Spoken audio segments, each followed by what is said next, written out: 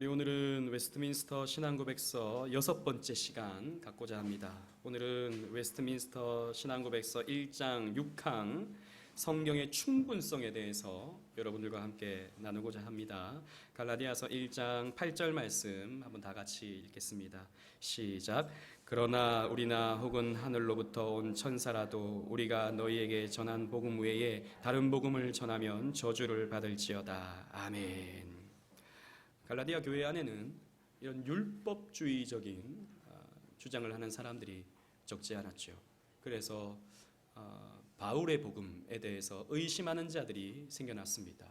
율법주의자들은 이렇게 말했습니다. 예수 믿어야 돼. 그래, 바울이 가르치는 대로 예수 믿는 거 맞아. 그런데 예수만 믿는다고 어떻게 천국에 갈 수 있겠어? 아니야. 구약이 성경이 뭐라고 말했지? 율법을 지켜야 구원받는다고 말하고 있지 않느냐.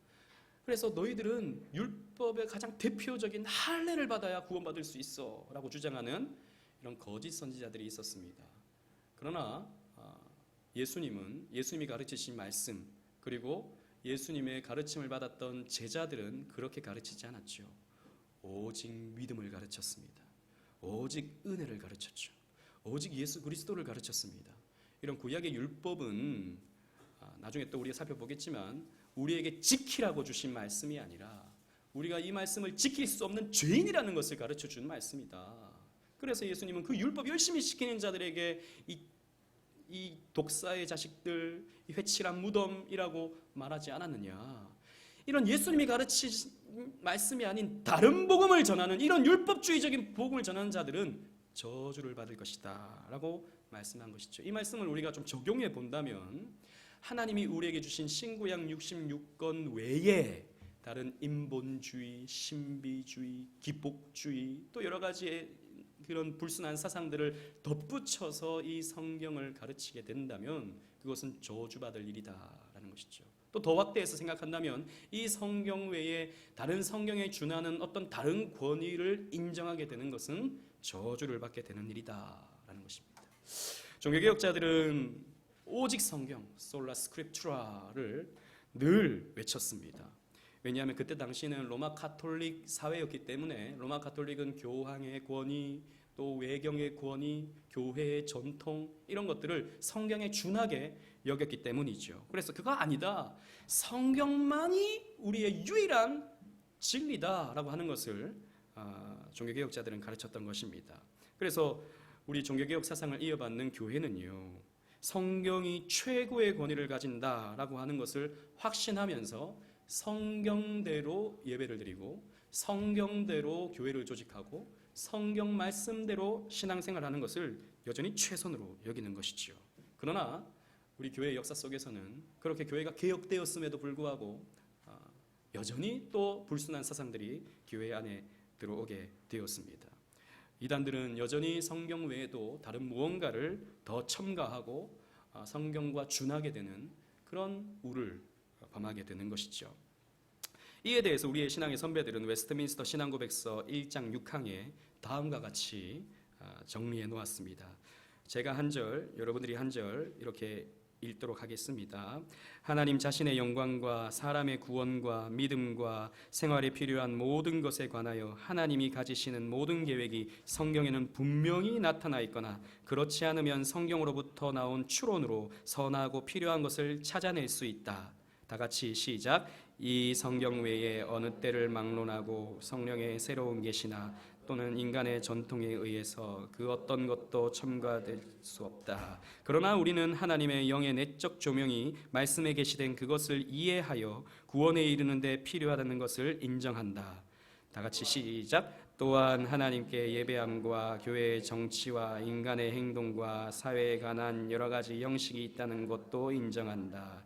이와 같은 예배와 교회의 정치는 언제든지 지켜야 할 그 말씀의 일반적 규칙을 따라서 본성의 빛과 신자의 분별력을 통해서 정해져야 한다라고 이렇게 기록해놨는데 이것을 보면 이게 무슨 말인가 싶죠. 우리가 그냥 읽긴 읽었지만 이게 무슨 말인가 싶은 생각이 듭니다. 저도 이걸 보면서 참 이걸 어떻게 또 좀 쉽게 좀 표현해 볼까 좀 나름대로 이렇게 연구를 하고 살펴봤지만 또 원문에 충실하기 위해서 나름대로 최선을 다해 이렇게 여러 번역들을 참고해서 정리해 놓았습니다. 제가 쉽게 설명해 드리면 이런 것입니다. 첫 번째는 진리를 아는데 성경은 충분하다라는 것이죠.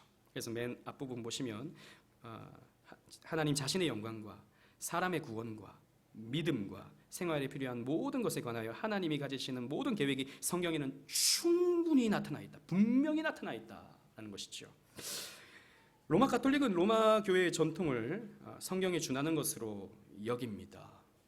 그래서 여러분 로마 가톨릭은 성경 외에도 로마 가톨릭의 교리, 이 1000년 가까이 이어져 온 로마 가톨릭의 교리, 예를 들자면 성모 마리아 교리라든지 연옥 교리라든지 또 교황 교리라든지 이런 것들이 성경에는 분명히 나타나 있지 않는다 하더라도 교회가 지금까지 이어내려온 귀중한 유산이고 전통이므로 그것은 성경에 준하게 되는 권위를 갖는다라고 이렇게 주장한다는 것이죠. 그래서 교황의 말이 곧 하나님의 말씀이 되는 거죠. 그들에게 있어서. 물론 그들은 그게 아니다라고 말하지만 그 내용을 곰곰이 살펴보면 사실 교황의 말이 곧 그리스도 대리자이기 때문에 하나님 말씀이 되는 것입니다.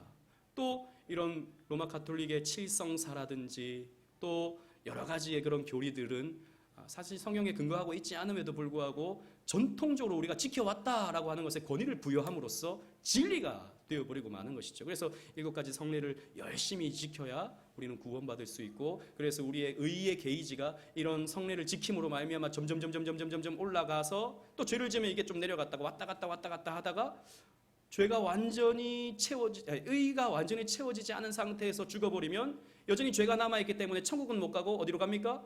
연옥으로 가게 되는. 그러니까 이게 자꾸 뭔가를 하나 만들어내기 시작하면 계속해서 뭔가를 만들어내야 되는 거죠. 이 로마 가톨릭의 교리인 것입니다. 로마 가톨릭이 이렇게 주장합니다. 가톨릭 요리문답 1994년도에 정리된 로마 가톨릭의 요리문답에 보면요, 전통은 예수의 가르침과 모범으로부터 받았고 성령으로부터 배웠던 것에 입각한 사도들과 일꾼들로부터 유래하기 때문에 이것은 성경에 준하는 권위를 갖는다라고 이렇게 주장을 하거든요. 그런데 여러분, 사도들이 언제 연옥 교리를 말했습니까? 사도들이 언제 교황 교리를 말했습니까? 이 사람들은 그렇게 주장하죠. 베드로에게 그 천국의 열쇠를 주지 않았느냐. 그래서 베드로가 1대 교황이다. 그러나 여러분, 그 열쇠라고 하는 것은 무슨 베드로가 뭐 열면은 이게 막 누군가는 천국에 가고 누구는 닫으면 누군가는 천국에 못 가서 지옥 가고 이러한 의미입니까? 그게 아니죠.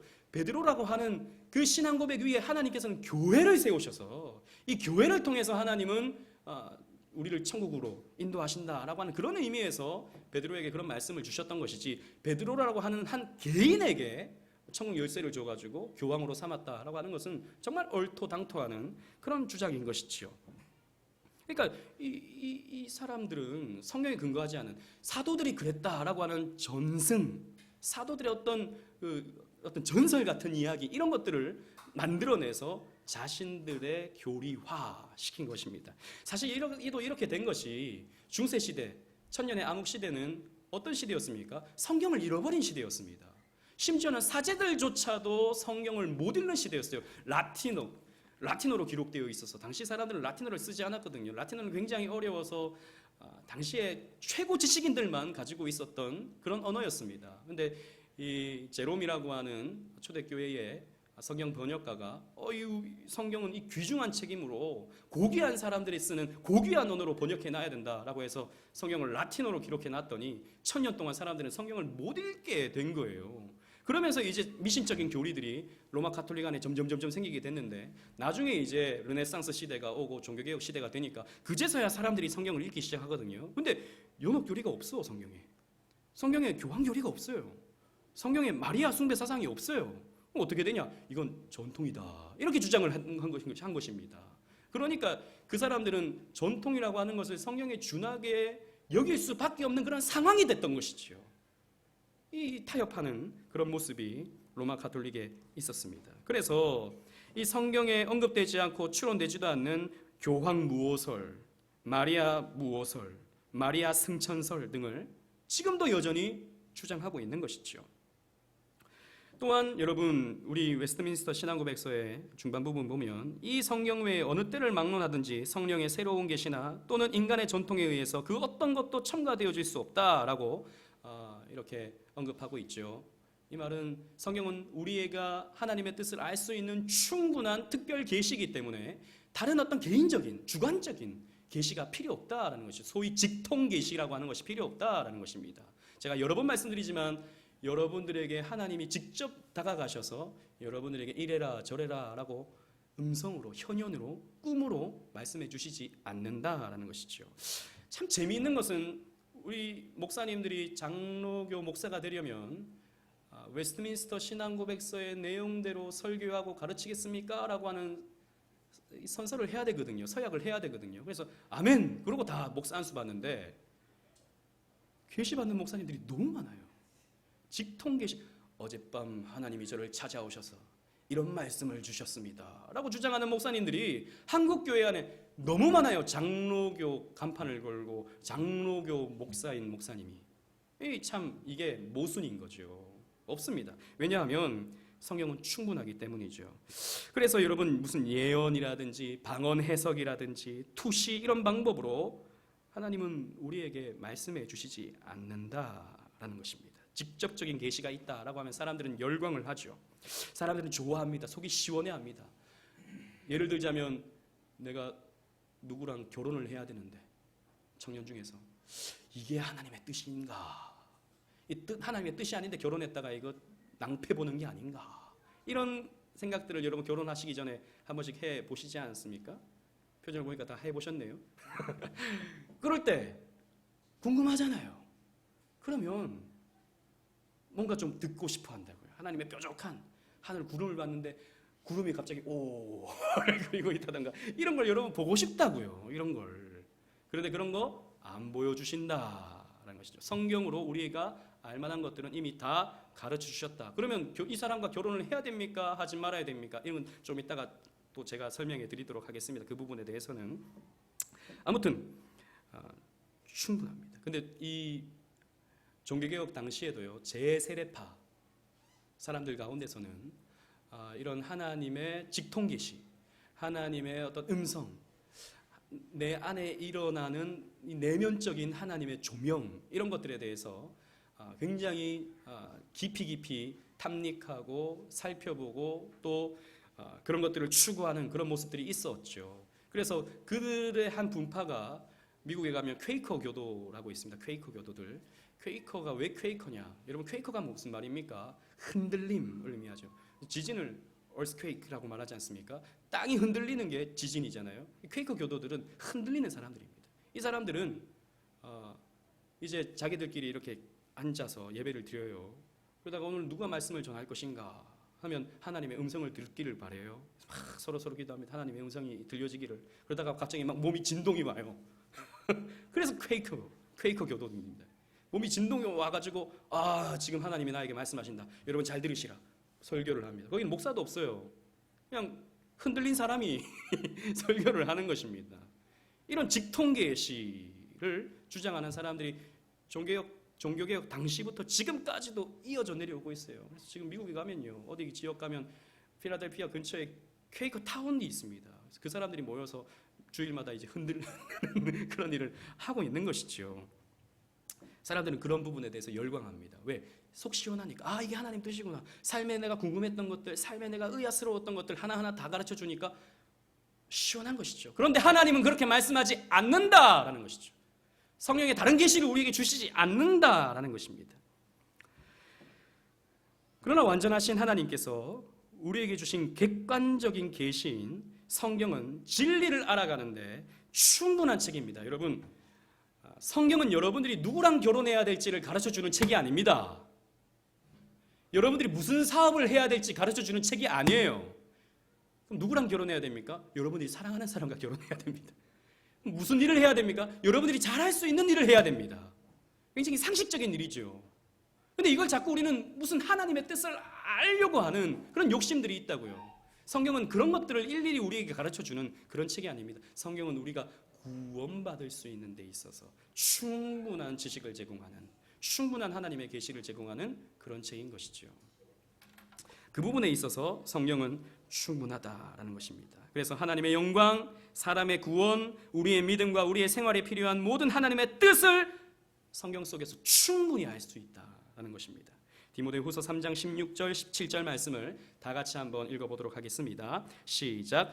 모든 성경은 하나님의 감동으로 된 것으로 교훈과 책망과 바르게 함과 의로 교육하기에 유익하니 이는 하나님의 사람으로 온전하게 하며 모든 선한 일을 행할 능력을 갖추게 하려 함이라. 아멘.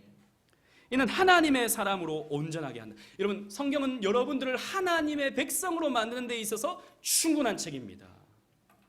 그래서 우리는 이 성경을 통해서 하나님이 기뻐하시는 선한 일을 행할 능력을 얻게 되는 것이죠. 그 부분에 있어서 충분하다는 것입니다. 그런데 성경은요, 우리가 자칫 잘못하면 성경을 문자적으로만 해석할 수 있는 가능성이 생깁니다. 무슨 말씀이냐면 성경은 신구약 66권 전체를 통해서 우리에게 진리를 전달해 주는 책이에요. 그런데 성경의 한 구절, 한 장, 이것만 놓고 이것만이 충분한 진리다라고 보게 되면 우리는 성경의 많은 모순을 발견하게 된다는 것입니다. 성경은 아까도 얘기했다시피 모든 부분에 대해서 다 언급하고 우리에게 가르쳐 주지만 어떤 요약적인 내용을 통해서, 즉 이 성경의 내용을 추론하게 됨을 통해서 알 수 있는 진리 또한 우리에게 제공해 준다라는 것이죠. 그러니까 우리가 지금 신앙생활에서 유익을 얻는 교리들, 이런 것들은 사실 여기도 교재에도 나오고 있지만 삼위일체 교리가 성경에 직접적으로 언급되고 있지 않잖아요. 그죠? 성경에 삼위일체라는 말이 있습니까? 없습니다. 삼위일체적인 표현이 있죠. 그래서 우리는 이런 성경에 나타나는 이런 표현들을 통해서 삼위일체라고 하는 진리를 우리는 얻을 수 있게 되는 것입니다. 이게 뭡니까? 추론을 통해서 얻을 수 있게 되는 것이죠. 그런데 이런 추론조차도 반대하는 사람들이 있어요. 아니, 성경에 있는 대로 믿어야지 왜 성경에 없는 말을 만들어내고 성경에 없는 것을 왜 가르치냐라고 주장하는 사람들이 있습니다. 또 종교개혁 당시에도 제세례파 사람들은 실제로 그렇게 말을 하고 지금도요.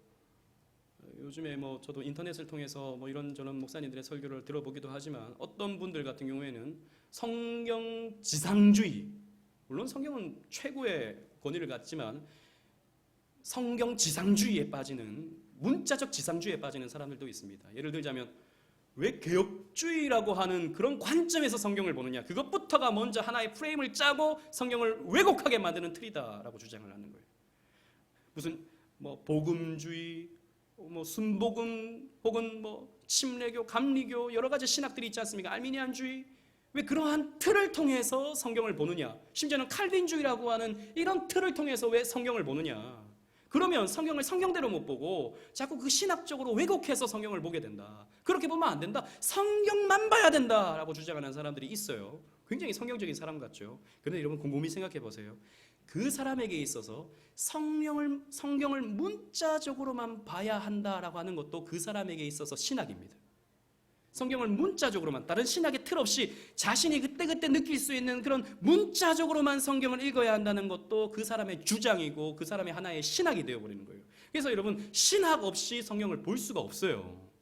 그런데 우리가 갖고 있는 개혁주의 신학은 역사상 가장 바르고 역사상 가장 성경적인 하나의 성경을 보는 툴, 도구라고 하는 것이 500년 동안 검증되었기 때문에 우리는 개혁주의 신앙이라고 하는 틀 속에서 성경을 보는 거예요. 그래서 무슨 신학이 왜 필요하냐, 교리가 왜 필요하냐, 성경만 있으면 된다라고 주장하는 사람들은 사실 자가당착에 빠지는 거예요. 그 신학을 갖고 자기는 또 그렇게 성경을 보고 있는 것이죠.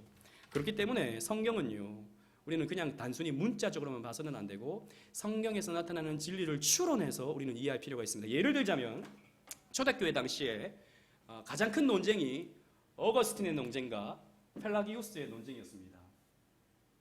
어거스틴이라고 칩시다. 그리고 펠라기우스. 어떤 논쟁이었냐면 신명기를 어떻게 해석할까에 대한 논쟁이었어요. 신명기. 여러분, 신명기는 굉장히 특징이 있어요. 어떤 특징이 있냐면 조건적 축복과 조건적 저주가 선포되는 그런 말씀입니다. 그래서 우리가 잘 아는 신명기 18장 말씀을 보면 너희가 이렇게 마음을 다해 정성을 다해 뜻을 다해 하나님을 사랑하게 되면 들어가도 복을 받고 나가도 복을 받고 떡반죽으로도 복을 받고 무슨 복복복복복복 나온다고요. 우리 그 구절 되게 좋아하죠, 그죠? 그래서 근데 여러분 또 마음을 다해 정성을 다해 뜻을 다해서 사랑하지 못하면 들어가도 저주받고 나가도 저주받고 떡반죽으로도 저주받고 저주 쭉 나온다고요. 그래서 이게 하나의 조건이 생긴다고요. 조건, 순종의 조건, 하나의 율법적인. 이걸 어떻게 볼 거냐? 이걸 하나님이 어떻게 주신 거냐? 펠라기우스는요. 그거 우리에게 지켜라고 주신 하나의 규정이다. 그래서 우리는 마음을 다해 정성을 다해 뜻을 다해 하나님 사랑해야 되고 하나님이 주신 이 율법들을 열심히 지켜나갈 때 우리는 그 복을 쟁취할 수 있다라고 가르쳤어요. 펠라기우스는. 그래서 우리는 열심히 살아야 된다. 열심히 신앙생활해야 된다. 실제로 펠라기우스는 신사 중에 신사였어요. 그 영국 출신이거든요. 영국에 그때 당시에 뭐 신사의 나라였는지는 잘 모르겠지만 아무튼 이 사람은요 어릴 때부터 사람들에게 존경을 받았고 그 훌륭한 인품으로 사람들에게 인정을 받았던 사람입니다. 근데 펠라기우스는요. 그래서 율법을 이 신명기 율법은 우리에게 복 받을 수 있는 비결을 가르쳐 준 거다라고 이렇게 가르쳤어요. 근데 어거스틴은 어떻게 말했냐? 어거스틴은 사실 젊은 시절 망난이었죠. 정말 그냥 할 수 있는 나쁜 짓은 다 한 사람이 어거스틴이었습니다. 뭐라 그러냐면 신명기 이 말씀은 너희가 마음을 다해 정성을 다해 뜻을 다해 하나님을 사랑하면 이 조건은 우리가 그렇게 살 수 없는 타락한 존재라는 것을 가르쳐주는 말씀이다 라고 주장을 했어요. 그러니까 하나님이 율법 주신 이유는 이거 지켜서 의로워지라고 이거 지켜서 복 받으라고 주신 말씀이 아니라 너희는 복 받을 수 없는 타락하고 연약하고 넘어지기 쉬운 죄인이야 라고 하는 것을 가르쳐주는 그런 말씀이다라는 것이죠. 그래서 사실 신명기 18장에 있는 앞부분에 있는 그 말씀이 우리 말씀이 아니고 우리는 들어가도 저주받고 나가도 저주받고 떡반죽으로 또 저주받고 이게 우리 말씀이다. 근데 원래 우리가 그렇게 저주받아야 되는데 예수님께서 이 땅에 오셔서 우리 대신 저주를 받으셨다. 십자가에서. 그래서 우리에겐 더 이상 이런 저주가 없고 하나님이 주시는 그 말로 다 할 수 없는 아무 조건 없는 은혜로 우리는 구원받은 것이다 라고 이 어거스틴은 주장을 했다고요. 여러분 펠라기우스의 주장과 어거스틴의 주장이 첨예하게 달랐죠. 근데 결국 어떻게 되었습니까? 펠라기우스는 이단으로 정죄를 받죠. 성경에는 여러분 보십시오. 성경에 보면 마치 우리에게 지키라고 말씀하고 있습니다. 이거 지킬 수 있는 것처럼 이거 지켜야 복을 받을 수 있는 것처럼 말하고 있어요. 성경만 놓고 보면 그렇습니다. 그런데 성경의 전체적인 그림을 보면 아닌 것이죠. 그래서 로마서에도 율법은 우리를 죄를 깨닫게 하기 위해서 주셨다라고 말씀하고 있죠. 야고보서의 말씀은 율법은 한 구절이라도 너희가 어기게 되면 다 어기는 것이다 그랬어요. 여러분 정말 제가 묻겠습니다. 여러분들은 마음을 다해 정성을 다해 뜻을 다해 하나님을 사랑하고 있습니까? 그냥 하나님 사랑하고 있습니까? 이게 아니고 마음을 다해 정성을 다해 뜻을 다해 생명을 다해 하나님을 사랑하고 있나요? 아니다라는 것이죠. 우리 그렇게 못 사랑한다는 것이죠. 그럼 우리는 못 사랑하기 때문에 우리는 저주받았다는 것이죠. 그래서 저주받았기 때문에 우리는 예수가 필요한 거예요. 이게 성경에 뚜렷하게 나타납니까? 아니죠. 물론 군데 어떤 그림과 또 어떤 말씀과 또 그 사도들의 가르침 이걸 통해서 큰 그림 속에서 우리는 이것을 발견할 수 있는 거예요. 이게 뭐냐? 추론이다라는 것이죠. 이런 추론을 통해서 우리는 진리를 또 성경에서 나타나는 이런 내용들을 통해서 추론하여 진리를 우리는 발견할 수 있다라는 것이죠. 그래서 성경으로부터 나온 추론의 필요성을 웨스트민스터 신앙고백서는 인정합니다. 성경은 우리가 알아야 할 진리의 내용들을 다 문자적으로 기록해 두지 않았어요. 그래서 성경으로부터 나온 추론이 우리 신앙생활에 필요합니다. 성경을 거시적 관점에서 보게 된다면 추론할 수 있는 여러 가지 진리의 내용들이 있습니다. 예를 들자면 삼위일체 교리, 또 우리 성경에 보면요 안식일을 기억하여 거룩히 지키라는 말씀이 있죠. 그죠? 그걸 또 그 구약에 있는 말씀을 딱 펴놓고 이 출애굽기에 신명기에 있는 말씀 펴놓고 아니 봐라 성경에 안식일 지키라 했지. 안식일을 그 당시에 토요일이었는데 정확히 말하면 금요일 밤부터 토요일 그 저녁까지인데 그 안식일 지키라 했지 왜 주일을 지켜? 라고 주장하는 사람들이 여전히 있죠.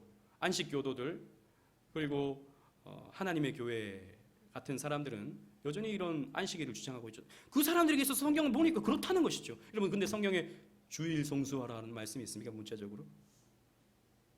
없잖아요. 그죠? 물론 주일이라고 하는 어떤 메시지가 나타나긴 합니다. 안식 후 첫날 그리고 또 매주 첫날에라고 하는 표현이 또 요한계시록에는 주의 날에라고 하는 표현이 나타나죠. 우린 그것의 표현을 통해서 주일날 이 사람들이 모여서 예배를 드렸구나라고 하는 것을 알 수 있는 거지. 성경에 명시적으로 주일을 지켜라라고 하는 말씀이 있습니까? 일요일날 예배 드려라라고 하는 말씀이 있습니까? 없다고요. 우리는 그럼 왜 주일을 지키고 있습니까?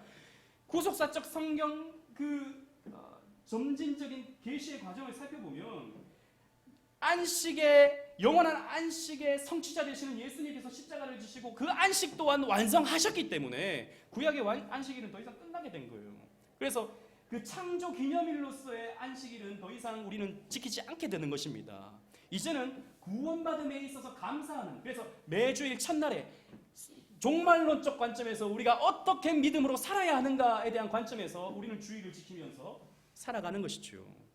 이게 성경에서 나타난 초대교회의 사도시대의 주일날 안식 후 첫날에 모였던, 매주일 첫날에 모였던 교회의 전통이 이 신약시대에 나타나게 되는 것입니다. 우리는 이러한 성경의 큰 그림 속에서, 구속사의 진전 속에서 우리는 그 의미를 발견하게 되고 주일을 성수하게 되는 것이죠.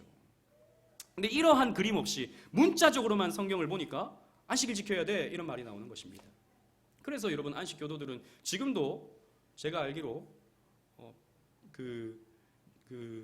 이 율법에 나타나는 음식 조항들, 예를 들자면 피를 먹지 말라라고 하는 이런 말, 그래서 선지국 같은 거 안 먹죠.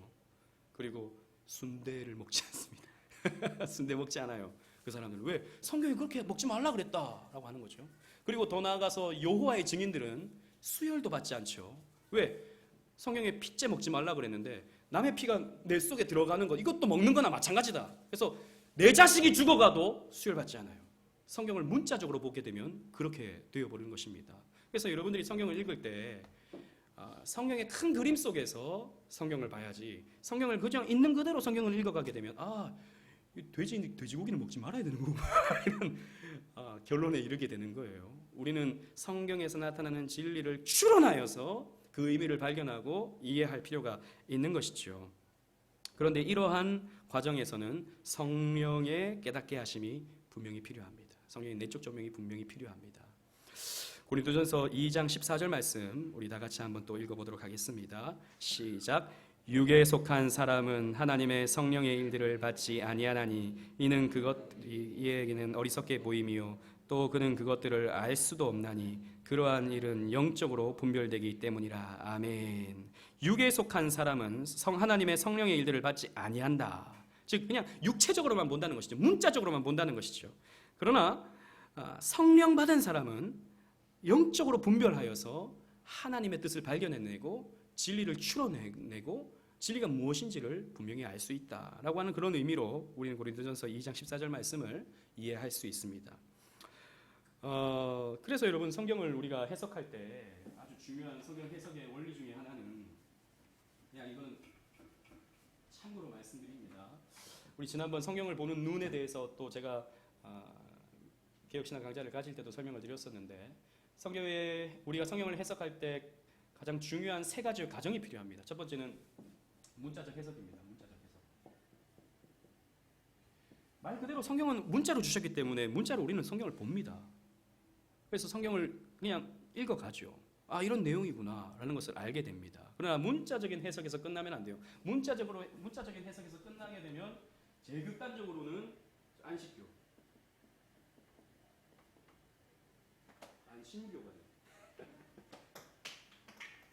안식교는 성경을 문자적으로 봅니다. 그래서 문자적으로 안식일 지키라고 했다라고 주장을 하고 성경의 내용들을 다 문자적으로 이해하는 사람들이죠. 그리고 조금 가까이 와서는 세대주의자들도 성경을 문자적으로 봅니다. 그래서 성경의 하나님은 변하는 하나님이다라고 보게 되는 것이죠. 구약의 하나님은 무서운 하나님이시고 신약의 하나님은 너그러우신 하나님이시다라고 해서, 또 구약은 구원의 방법이 달라지는데 구약에서는 율법을 지킴으로써 구원을 받았고 신약 시대에는 예수님 믿음으로 구원받는다, 구원의 방법이 달라진다라고 하는 주장이 세대주의죠. 성경을 문자적으로 보면 이렇게 되는 것입니다. 우리도 성경을 문자적으로 봐요. 그러나 성경을 1차적인 해석 과정에서 문자적으로만 봅니다. 우리는. 두 번째로는 역사적으로 해석해야 되죠. 이 본문의 말씀이 그때 당시에 어떤 의미였는가, 지금 이 말씀을 지금의 눈으로 바라보는 것이 아니라 그때 당시 고대 근동사회에서 어떠한 문화가 있었고 어떠한 환경이 있었고 어떠한 관용 어구가 있었는지를 살펴보면서 이 메시지가 어떤 의미인가를 우리는 이해하면서 살펴봐야 된다는 것이죠. 예를 들자면 지난번 우리 이 야곱이 레아와 라헬과 결혼하게 되면서 이 아내를 얻기 위해서 7년 동안 일하는 장면을 우리가 볼 수 있지 않습니까? 이 고대 근동 사회의 결혼 문화가 어떤 문화였는가, 이런 것들을 살펴보면서 그 본문을 이해할 필요가 있다는 것이죠. 아니 무슨 그 아내를 얻기 위해서 7년 동안 일을 해? 그걸 왜 야곱은 아무런 스스럼 없이 약속을 해? 이렇게 우리는 생각이 들 수 있지만 그때 당시의 문화를 보면 아내를 얻기 위해서는 지참금을 내야 되고 돈을 내서 그 노동력을 보존해주고 아내를 데리고 오는 것이 그 당시의 문화였기 때문에 우리는 그렇게 볼 수 있게 되는 것이죠. 그런 식으로 우리는 역사적으로 이해할 필요가 있습니다. 그리고 세 번째로는 신학적 이해가 필요합니다. 즉 교리적으로 해석해야 된다는 것이죠. 그러니까 우리가 가지고 있는 개혁주의 신앙, 즉 성경론, 신론, 인간론, 그리고 그리스도론, 구원론, 그리고 종말론, 또 하나는 또 뭐죠? 교회론. 이 7가지의 우리가 가지고 있는 교리적인 내용들을 토대로 이 본문 말씀을 해석해야 해야지, 그냥 문자적으로만 이렇게 이해하게 되면 성경을 우리는 잘못 이해하게 되는, 오해하게 되는 그런 결과를 낳게 됩니다. 그래서 우리는 문자적으로, 역사적으로, 신학적으로 성경을 보면서 그 뜻을 밝히 이해하려고 노력해야 되는 것이죠. 그래서 이런 과정들은 사실 우리가 툴이 필요하다고 그랬어요. 우리는 신학적으로 공부를 하고 있지만 이런 역사적인 과정은 우리가 그때 당시에 고고학적인 어떤 관련된 책들, 그리고 역사 배경 주석, 이런 것들을 참고하면서 우리가 읽어가야 할 필요가 있게 되는 것입니다. 성경은 문자적으로만 봐서는 안 된다라고 하는 것을 말씀드립니다. 그리고 또 성경이 다 가르쳐주지 않는, 예를 들자면 이 사람과 내가 결혼을 해야 되는가 말아야 되는가, 이사를 지금 해야 되는가 말아야 되는가, 이러한 부분에 대해서 하나님은 우리에게 어떻게 가르쳐 주시는가, 본성의 빛과 신자의 분별력을 통해서 가르쳐 주신다라는 것입니다. 예를 들자면 또 이런 것이 있죠. 우리 신앙생활의 필수적인 예배의 형식과 순서, 또 교회의 정치 형태, 우리들의 생활의 구체적인 내용들, 이런 것들은 성경이 분명하게 가르쳐주지 않거든요. 여러분 교회마다 다 예배 순서가 달라요, 그렇죠? 물론 어느 정도는 다 비슷비슷하지만 이런 개혁교회 안에서도 예배 순서가 또 다르기도 하고 그렇습니다. 왜 이런가? 성경이 분명하게 말씀하고 있지 않기 때문이에요.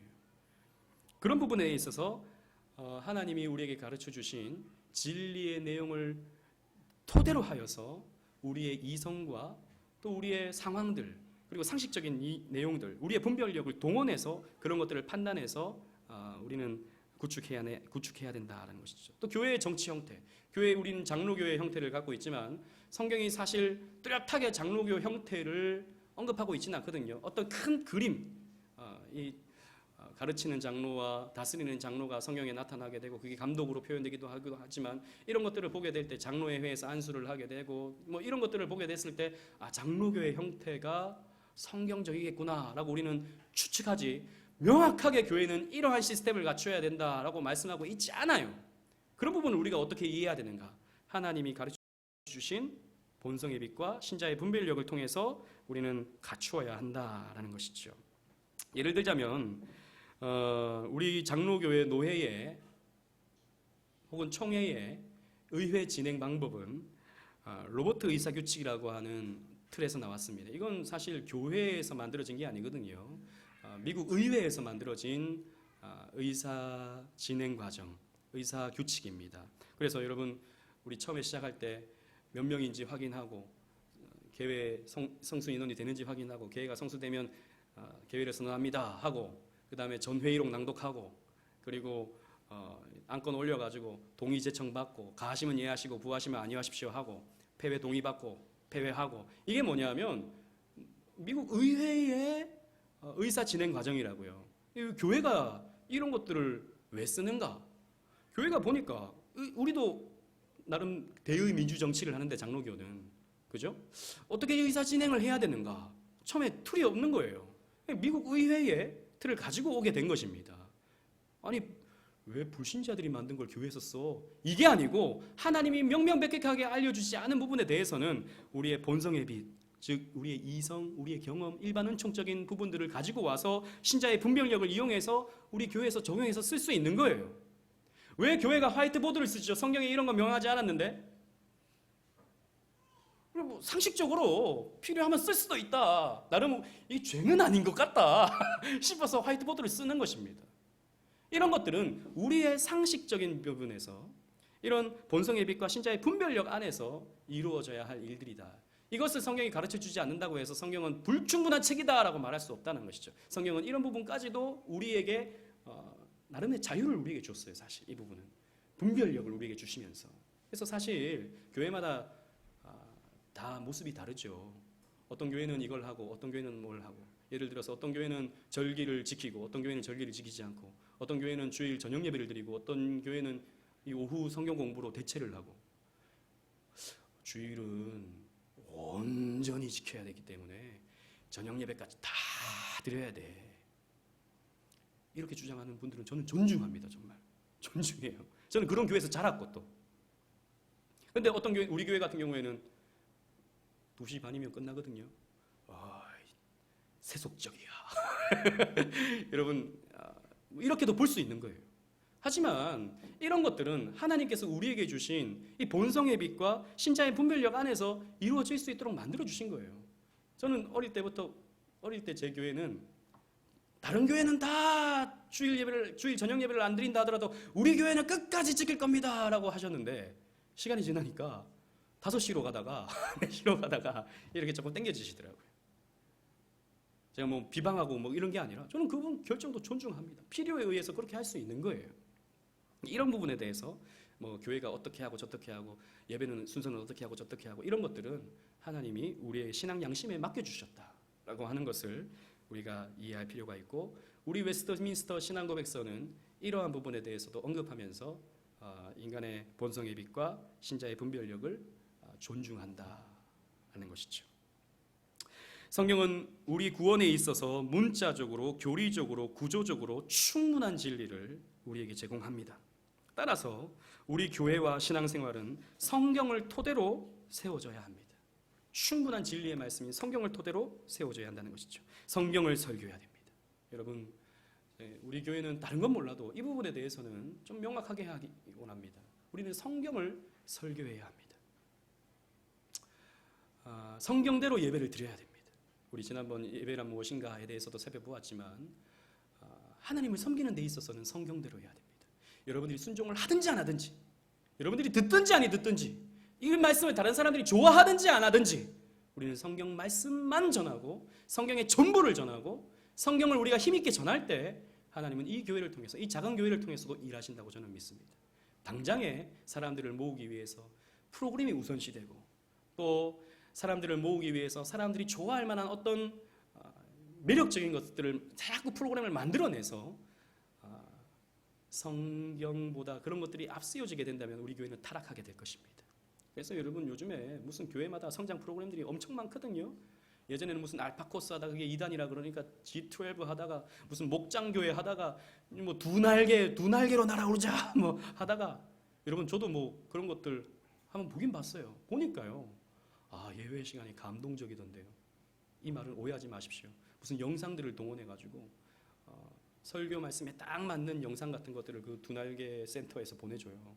그래서 설교 말미에는 그 영상을 딱 보여주면요, 그런 영상들은 도대체 어디서 구하는지 감동적인 그런 걸 보여주면서 다 같이 일어나서 찬양하면서 마무리 기도하고 이렇게 하면요 훨씬 더 분위기도 따뜻하고 좋다고요.